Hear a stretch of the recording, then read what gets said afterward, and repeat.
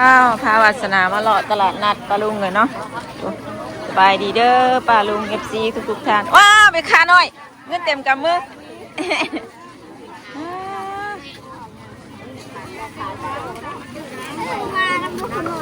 เอ๊ะไปค้าหน่อยไปค้าหน่อยขายในบางทลีน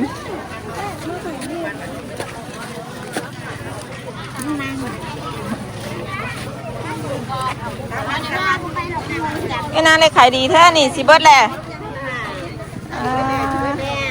ไอ้นางเลยขายดีแท้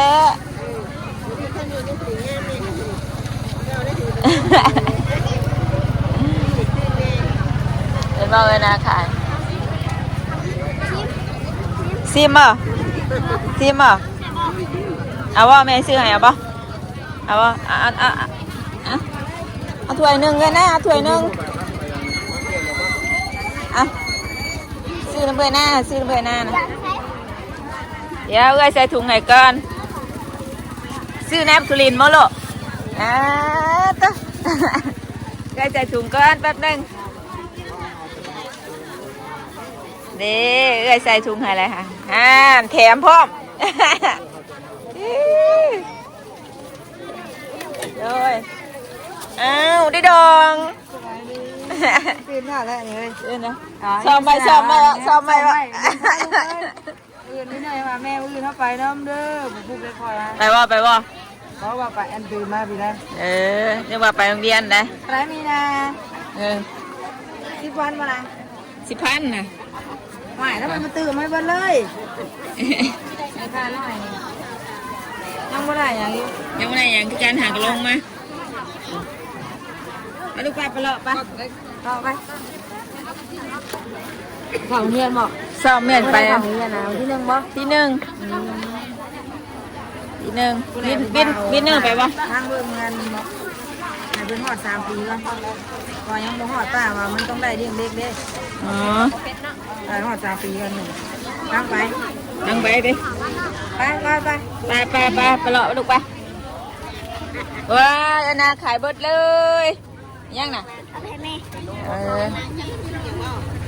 เพื่อน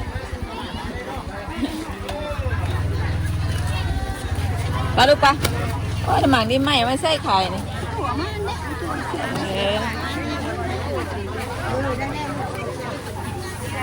ปลาเลาะเมืองอย่างบางสิ่งเลาะเมืองมีแล้วกินยังบ่มีไม่ค่าลายดีวะเด้อ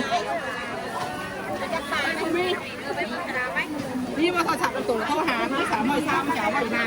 ที่ห้อยเลยอะไรซื้ออยู่นานไม่ได้ซื้อเมื่อนั้นเลยไม่ได้ซื้อเลย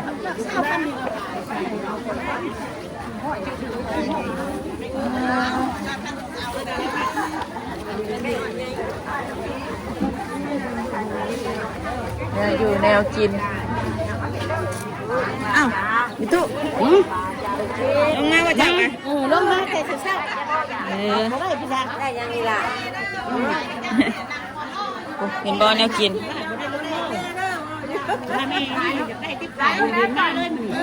ไอ้ได้ของไว้ยังอ่ะเอาของแม่เราเป็นได้ส่วนใหญ่เอ้าแม่นั่นจะได้กันเอาบ่ติดได้แม่ปากเข้าเนาะกระจอยเข้างานครับบ่กอง5,000จะบอกกี่นี่กอง5,000คุณแม่ป้าพูดเลยไหนดูอีได้ได้ยังมีเครื่องมันแบบเครื่องหอยเหี่ยวนะเขาเป็นกันแล้วสิกรอบบ่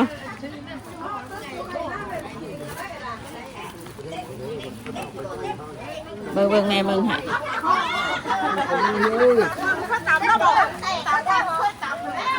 นี่ซื้อกรอบให้บาทก่อนไม่นี่มาดอกมาบ่ยังแม่ขอออกแม่น่ะบ่ไก่ตงมันคอนมันล่ะจะให้จัดรับแล้วนี่นะจัดนี่ก็แต่งมื้อนี้เอาลงอ่านไม่เบิดมื้อนี้เขาเฮ็ดทั้งนั้นเขามาอยู่ในบ่บัดนี้เดี๋ยวเขาเฮ็ดแล้วเลยสิจัดเข้ามานี่อ่ะได้อะไรเขาได้แล้ว เฮ้ยเราให้อยู่นอกเลยแล้วนี่คนนี้นี่จะมาจัดสถานที่หูเยอะกับนี่ก็มี ตลาดนัดตอนเช้าก็ได้เลยนะ โอ้เก่าจะเอาก็ให้ ต้องมาต่อกันเฮาเลยเด้อ แล้วแปลงให้ชุดแต่งมัดกันเขาเชื่อเขาเออ ก็ได้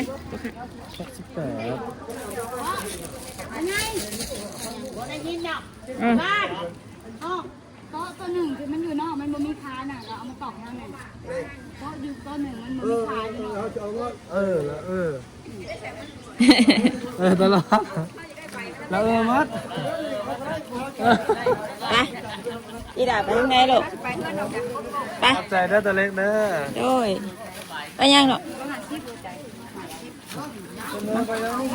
มาแม่จับมือมานาลงมาขายในบักคืออินแต่เศร้าซะนาขายจนเบิด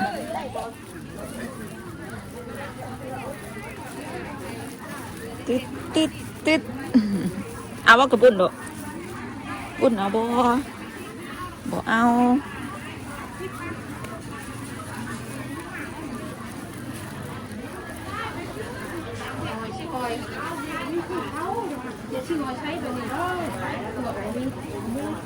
มันกระเพียกนะ จัดเลยเอาไปได้มาเอาไปได้เมืองเอาไปได้ซื้อได้ดูเขาไปได้กิน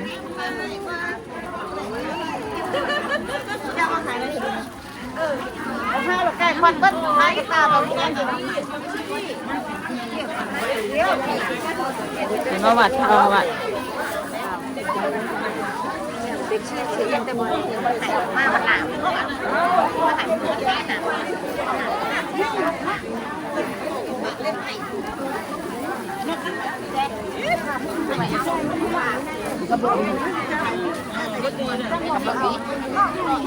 ซาลาเปาเด้อ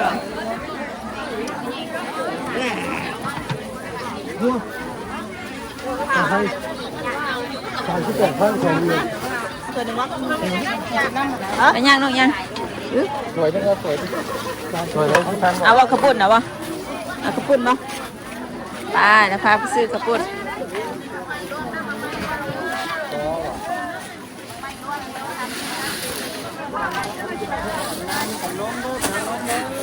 ไปย่างน้องละย่าง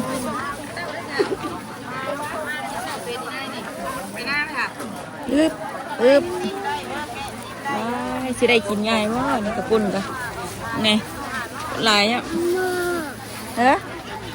ว้าวป่ะ ที่เราจะมาใส่ที่นั่นใส่หรือเปล่า เอาบ่มาเงินเอาบ่แม่ซื้อให้เอาบ่เงินบ่เอา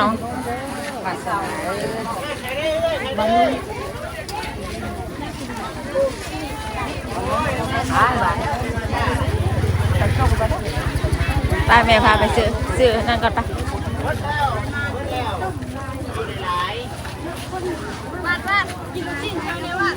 เอาบ่หาแน่ลูกค้ากับปิ้นน้องหมุนติ้วอันนี้เอาผลไม้เอา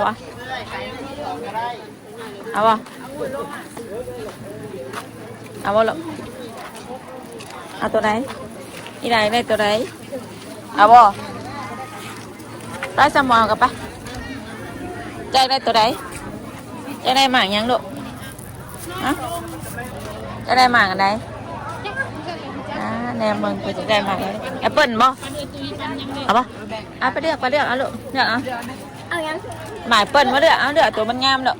เอาตัวไหนอย่าเอาตัวมันบ่แมงเด้อเอาตัวไหนเลือกเอาเลยเลือกตัวบ่แมงจับมาลูกเลือกเอาตัวมันบ่เน่าลูกเด้อเลือกเอาเลยเลือกเอาลูกนี่นะอุ้ยซ้ำหน่วยนี่ซ้ำมันเตะ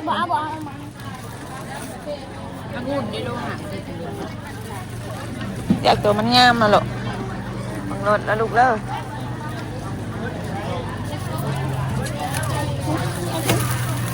เดี๋ยวเองบ่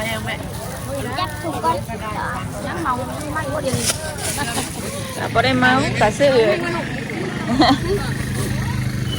บังรถแล้วลูกบังรถเลย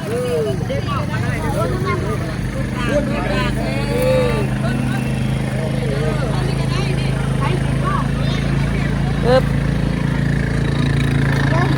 อะไรอ่ะลูก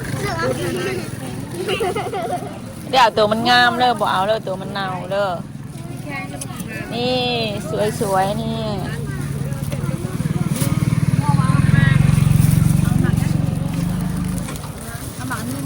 นี่อ่ะแต่หมากนี่บ่หมากนี่เอาบ่หมากซาดีนี่ เอาหมักอีสังเอาหมักเปิ้ลบ่เอาบ่เอาหมักแอปเปิ้ลบ่นี่เอาหมักแอปเปิ้ลบ่เอาหมักนี่ซะหมักนี่ซีอิ๊วหมักยังได้เช้า อ่ะดู ใส่ถุง โอเคพอป่ะ พอบ่พอบ่พอ ไอ้เพิ่นคิดเงินกันหรอไอ้เพิ่นสั่งกิโลกันทำไมไอ้เพิ่นคิดเงินกันลูกละ สักบาทมันหัวหมักรับว่าจะหมัก สี่วะ ที่มา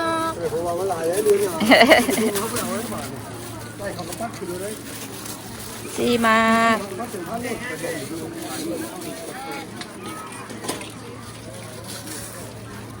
ลูกใครจะกินหมากแอปเปิ้ลอ๋อแก้วมังกรคือหมากใหญ่แน่นี่ ใหญ่ปะใหญ่ปะ โดนเท่าไรแก้วมังกรนี่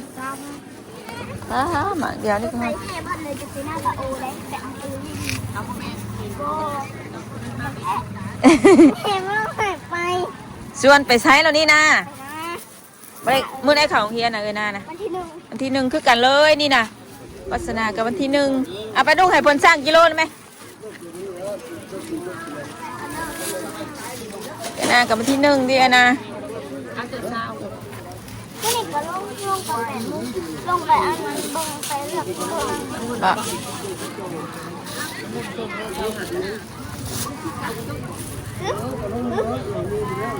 โอเคซื้อไปแล้วมือ แบ่งให้นาเนี่ยดูแบ่งเอาไหมนาแบ่งเอาไหมลูกว้าวไปสับไปไป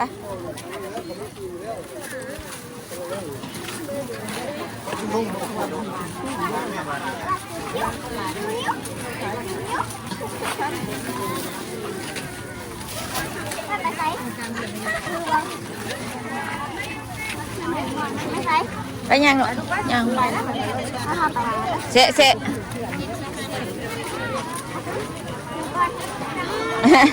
มาแม่ถือให้มานักบ่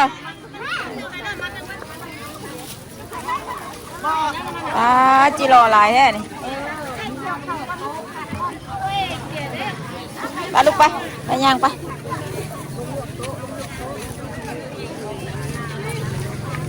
น้องมันหมูเยอะอีกหน่อยว่าเยอะเมื่อตะโกนไปลูกไปย่างไปเมื่อไปบ่เมื่อโอ้ยย่างมาหาเอ้ยเดี๋ยวว่าจะมาว่าจะนี่ถึงแรกบ่ลูกไปโรงเรียนนะบ่ไปสมัครเรียนนะ สมัครแล้วเมื่อวาน วันที่ 1ว่าจังไปนะ วันที่ 1 โอ้ยไม่น่าว่าเรื่องหน้ากันวันที่ 1คือกันแน่ลูกเรียกมากนะลูกน่ะแม่ชื่อฟ้าตรงนี้ขายเราไปห่างมันนะห่างแล้วแท้ชื่อหน่อไม้บ่เว้ยนะ 9,000หามาคือ4,000เราไปซื้อ จางเชิญสิหาเมื่อ เขาจะเอามาจะแล้วคอยสิไปหามา แต่ไม่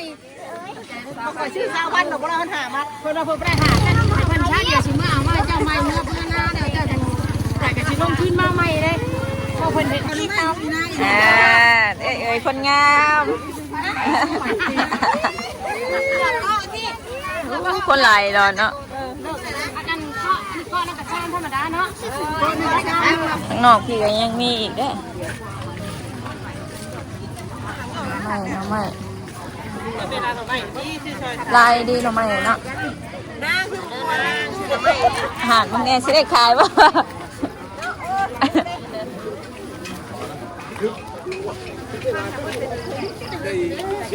เบิ่งไม่เอาใส่รถกันมากันอยากได้หยังอยากได้เซโก้โอเคเดี๋ยวแม่หอยนี่ก็หอยก่อนแม่นักแม่พาเจ้าไปซื้อเจ้าบ่เอาว่ะ จะพึ่งไปแล้วลูก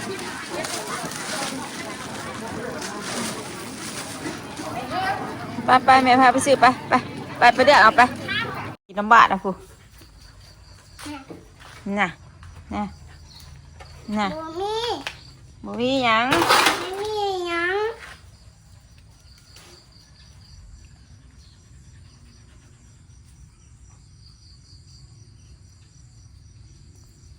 คือเสียงรถประตูใช่ไหมสุดบ้านแห้งนะบ่สุดบ้านนี่สุดนักเรียนเพิ่น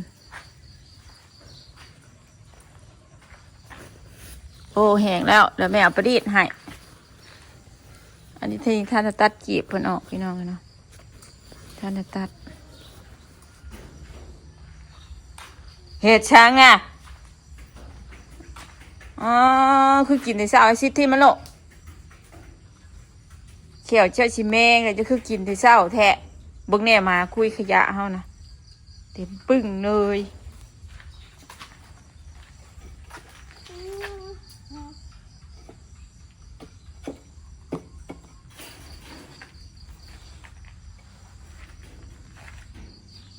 กินบ่ข้าวแม่สิพัดกุ้งใส่ผักโปกเกอรี่เนาะเดี๋ยวแม่พัดให้เด้อหุงข้าวเนาะโอเคป่ะเดี๋ยวแม่หุงข้าวให้พัดใส่ผัก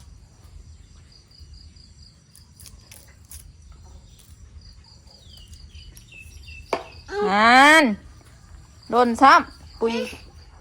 เขาเป็นยังเนาะปุยกินได้ปุยกินได้มึงแน่น่ะปุยเอาข้าวไปเลยปุยกินของเอ้ยยังลูกนั่นน่ะบ่เห็ดนะนี่ลูกบ่เห็ดนะนี่ไปเสียนะนี่เจ้าหักจับบดีมันก็ล้นเลยอย่ายังซื้อไหมไปจีเขียวแมงเนี่ยแปลงฟันกับบุเป็นเอ้าบ่นี้เอ้าปุยเอ้าไปจีเขียวแมงเลยเฮ้ยแปลงฟันกับบุมีเฮ้ยเป็นยังเนาะมันเอาไปกินมันกับฟันมันผุลูกเลยเนาะ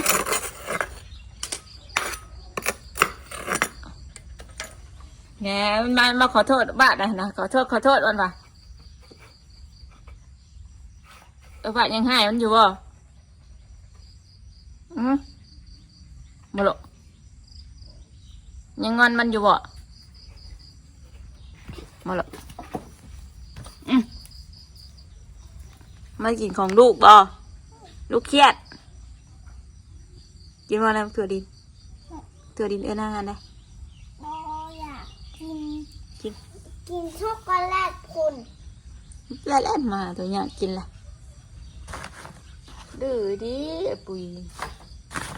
ตกปอกลงไปเจ็บปับเลยดื้อดิปุย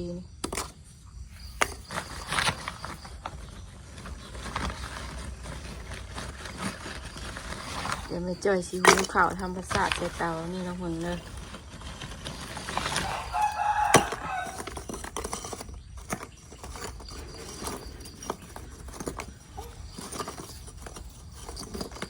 แจ้งกับพายกันหรอกว่าพายอยู่สาย ให้ร้านนั้น พายอยู่สาย รับให้น้ำ กินหมอปิ้งปลาทูนั้น เจ๊แม่บ่ได้กิน กินหมอพัดพักกินบ่ บ่ได้กินไปโรงเรียนเพื่อนให้กินข้าวไอ้ลูกเอ้ย กินทุ มีแหงเฮียนได้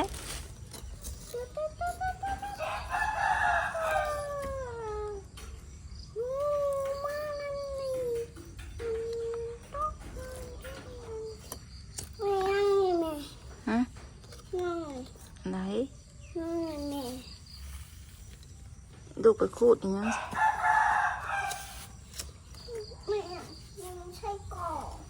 จูไผ่เลยจ้ะเด็กจูไผ่หาอยู่นี่นี่จูไผ่ปีไง ที่ใช้กรอกแดงทองแดง กินข้าวนะ บอยากกินใช้กรอกแดง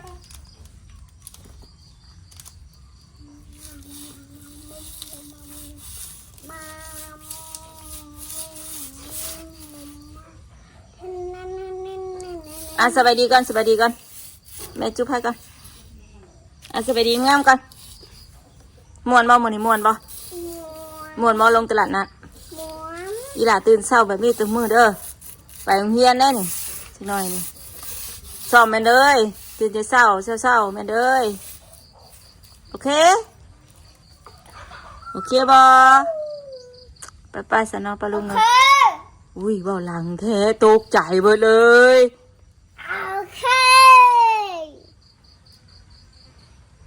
โอเคสนอปลาลุงเลยป้าจอยกับสิขอจบคลิปเพียงสำนีก่อนขอบุญขอบคุณหลายๆเด้อปลาลุงที่เขามารับชมวาสนาเด้อโดยที่บุกดคำโฆษณาคลิปนี้ก็ไปแล้วก้าวเข้ามาสบายดีสบายดี หนึ่งมือน้ำเลยเหรอใช่ผีฮาวนะผีฮาวยังไง ที่ห้างซึ่ง นอนยังบ่ตื่นว่ะ ไม่เอาเต้ ไปแล้วปลาลุงไงสบายดีเด้อ